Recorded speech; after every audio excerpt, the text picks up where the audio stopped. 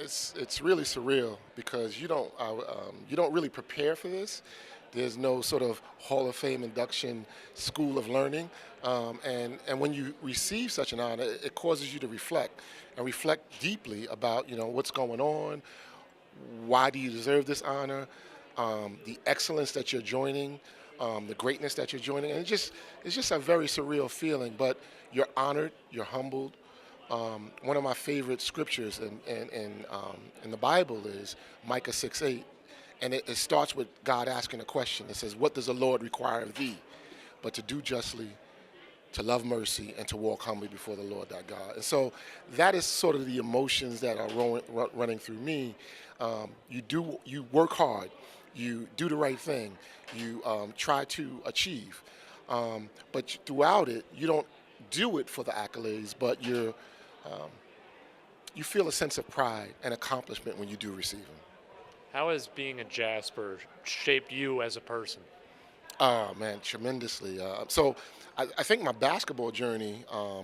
I was recollecting as I was preparing for tonight.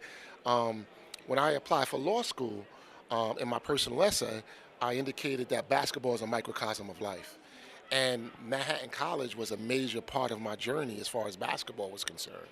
And I came here and unlike other inductees, like sometimes you hear accolades, people score 2,000 points, or people, breaking all types of records. I'm kind of one of those inductees that you got to warm up to, right? So my statistics or stats don't seem to measure up until you look at them over a span of time.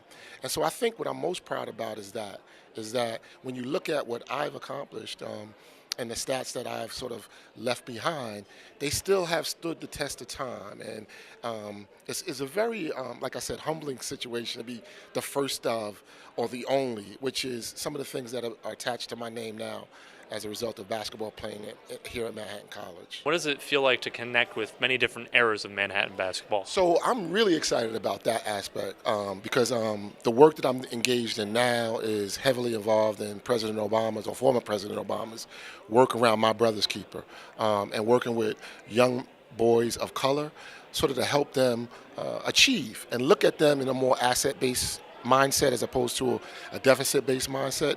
And so I'm really looking forward to working closely with the college and the basketball team to sort of share some of those life experiences and maybe help them to understand how to navigate some pathways outside of school. One of the things that I look very fondly back on as far as basketball and life is my coaches and those mentors and me in particular, my father.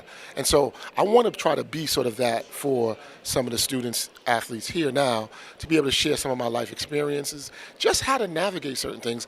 I find in the work that I do now, if you have access to resources and information, that oftentimes makes the total difference with between success and sometimes failure.